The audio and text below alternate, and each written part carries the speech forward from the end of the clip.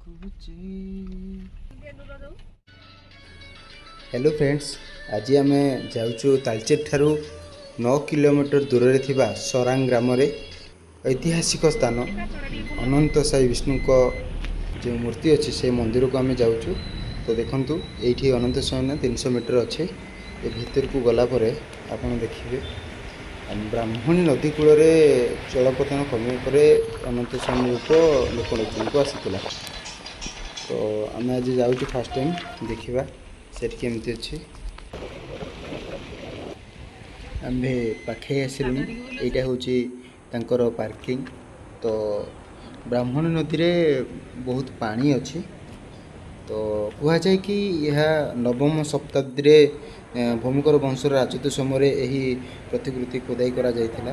देखंतु ब्राह्मणी नदी कूल मगुनी पत्थर चट्टाण पत्थर को कटा जाई तैयारी करा जायथिबार यही भगवान विष्णु को अनंत शयनर प्रतिमूर्ति। यही नदी रे प्रथम बुड़ी रही समय काल क्रमे यह पानी खनन हैला परे मूर्ति लोकलोचन को आसीथिला। तो देखंतु हाथ में शंख चक्र गदा पद्म धरी मस्तक को अनंत सर्प घेरी रही पूरा बढ़िया भाव कराई। तो यहाँ एक्चुअली कि करिछि कि नहीं आमे कहवा उचित नुह।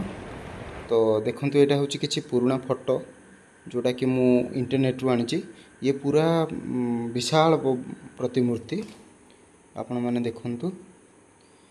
यही प्रतिमूर्तिर लंब प्राय 51 फुट, चौड़ा 23 फुट, मोटे प्राय 2 फुट एवं 4 इंच। विष्णु को चारि हाथ में शंख चक्र गदा पद्म रही बेले मस्तक को अनंत सर्प घर रही। देखंतु तांको पाद देखंतु। एबे किंतु पानी अच्छी बोली आपन को मु पूरा देखे पारनी। केबे आपन जदि कमेंट करेंगे ताले मु केबे पानी सुखिला पर आसिक देखेबी। तो देखंतु ब्राह्मणी नदी बही चली वर्षा जो पानी गोड़िया पानी है। तो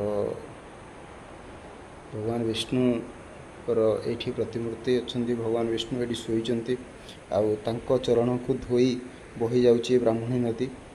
अति सुंदर लगुच ये जगह। प्रभु को मुख को देखिले आज्ञा मंत्रमुग्ध हो जाऊँ। बढ़िया लगुच आमको।